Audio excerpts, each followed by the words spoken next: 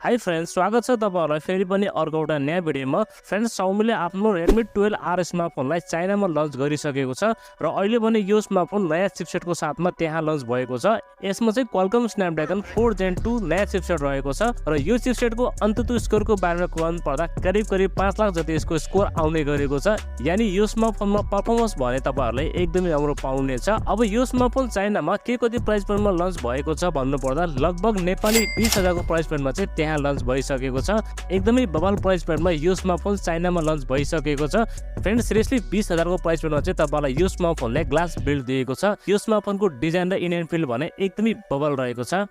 So आजको भिडियोमा हामी Xiaomi Redmi 12R स्मार्टफोनको बारेमा कुरा गर्नेछौँ। यो स्मार्टफोनका स्पेसिफिकेसन तथा यो स्मार्टफोनमा तपाईहरुलाई के कस्ता फिचरहरु पाउनुहुनेछ, साथै हाम्रो नेपालमा लन्च हुन्छ कि हुँदैन, यदि लन्च भएपछि के कति प्राइस पोइन्टमा आउँछ, सम्पूर्ण विषयमा आज तपाईहरुलाई यसै भिडियोमा जानकारी दिनेछु। त्यसैले यो भिडियोलाई एकछिन पनि स्किप नगरी अन्त्यसम्म हेर्नु होला। र अब भने तपाईहरुको टाइम वेस्ट नगरी सुरु गरौँ आजको भिडियो। फ्रेन्ड्स, यदि तपाईहरुले हाम्रो च्यानललाई अहिलेसम्म सब्स्क्राइब गर्नुभएको छैन भने प्लिज च्यानल सब्स्क्राइब गरेर राख्नु होला र भिडियो मन परेमा एउटा लाइक पनि गरिदिनु होला। सबैभन्दा पहिला हामी यो स्मार्टफोनको डिजाइन र डिस्प्लेको बारेमा कुरा गर्नेछौँ। यो स्मार्टफोन भने एकदमै गुड लुकिङको साथमा लन्च भएको छ। यसको पछाडिपट्टि टप लेफ्ट साइडमा ड्युअल क्यामेराको सेटअप, साथमा एउटा एलइडी फ्ल्यास र तलपट्टि भने तपाईलाई रेडमीको ब्रान्डिङ पाउनुहुनेछ र अगाडिपट्टि भने यसमा तपाईलाई सेन्टर पञ्चल कलरको साथमा डिस्प्ले पाउनुहुनेछ र बिल्ड भने यो स्मार्टफोन ग्लास बिल्डमा लन्च भएको छ र यसको फ्रेम भने प्लास्टिकको रहेको छ। फ्रेन्ड्स, इन्ट्रेस्टिङ पार्ट के छ भने 20,000 को प्राइस पोइन्टमा चाहिँ यो स्मार्टफोनमा तपाईलाई ग्लास बिल्ड पाउनुहुनेछ र ओभरअल यो स्मार्टफोनको डिजाइन र बिल्ड क्वालिटी भने एकदमै बवाल रहेको छ। अब हामी कुरा गरौँ यो स्मार्टफोनको डिस्प्लेको बारेमा। डिस्प्लेको बारेमा कुरा पर्दा तपाईलाई भने यो स्मार्टफोनमा 6.79 इन्चको FHD plus IPS LCD panel पाउनुहुनेछ। साथमा 20:9 को एस्पेक्ट रेसो र 396 को पीपीआई डेन्सिटी रहेको छ र यसमा चाहिँ तपाईलाई 90 हर्ट्ज को फास्ट रिफ्रेश पनि पाउनुहुनेछ। फ्रेन्ड्स, आइपीएस डिस्प्ले भए पनि तपाईलाई चाहिँ यो डिस्प्लेमा कन्टेन्ट वाचिङको लागि र गेमिङको लागि भने कुनै पनि शिकायत आउने छैन। डिस्प्ले भने यो स्मार्टफोनको प्राइस पोइन्टमा चाहिँ एकदमै बवाल हुनेवाला छ र परफर्मेन्सको बारेमा कुरा पर्दा यो स्मार्टफोन भने Qualcomm Snapdragon 4 Gen 2 चिपसेटको साथमा चाइनामा लन्च भएको छ। 4 नैनोमिटरमा बनेको कारणले यसमा चाहिँ तपाईलाई हिटिङ भने एकदमै कम पाउनुहुनेछ र एनर्जी एफिसिएन्सी भने यसमा तपाईलाई एकदमै राम्रो पाउनुहुनेछ। साथमा LPDDR4S को र्याम टाइप र UFS 2.2 को स्टोरेज टाइप पाउनुहुनेछ। रिटेन डिस्प्ले पनि तपाईलाई यो स्मार्टफोनमा एकदमै राम्रो पाउनुहुनेछ। फ्रेन्ड्स, ओभरअलमा परफर्मेन्सको बारेमा कुरा पर्दा 20,000 को प्राइस अनुसार चाहिँ यो स्मार्टफोनमा परफर्मेन्स भने एकदमै बवाल पाउनुहुनेछ।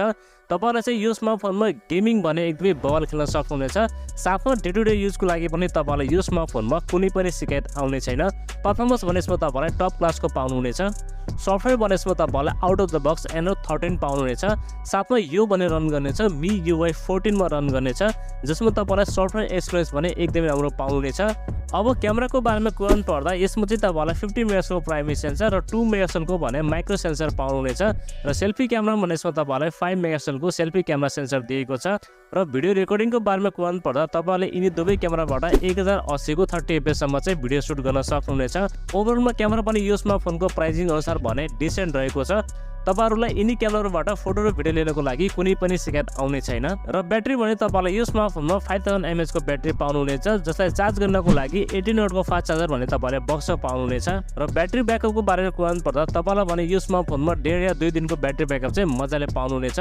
प्राइभेसी एन्ड सेन्सरको बारेमा कुरा पर्दा यसमा चाहिँ तपाईलाई साइड फिङ्गरप्रिन्ट स्क्यानर पाउनुहुनेछ, फेस अनलक पनि पाउनुहुनेछ, चार्जिङको लागि टाइप सी पोर्ट अनि स्पिकर भने यसमा तपाईहरुलाई सिंगल स्पिकर पाउनुहुनेछ, जसको क्वालिटी भने एकदमै राम्रो रहेको छ र बाँकी सबै बेसिक सेन्सरहरु भने तपाईलाई यो स्मार्टफोनमा पाउनुहुनेछ। सेन्सरको मामलामा तपाईलाई यो स्मार्टफोनमा कुनै पनि शिकायत आउने छैन। फ्रेन्ड्स, अब भने हामी कुरा गरौँ यो स्मार्टफोनको प्राइसिङको बारेमा। यो स्मार्टफोन भने चाइनामा यसको 4+128 त्यहाँको 1000 को प्राइसमा लन्च भएको छ। यदि यस प्राइसलाई नेपालमा कन्भर्ट गर्नु पर्दा लगभग यो स्मार्टफोन भने चाइनामा 18,000 को प्राइस पोइन्टमा लन्च भएको छ।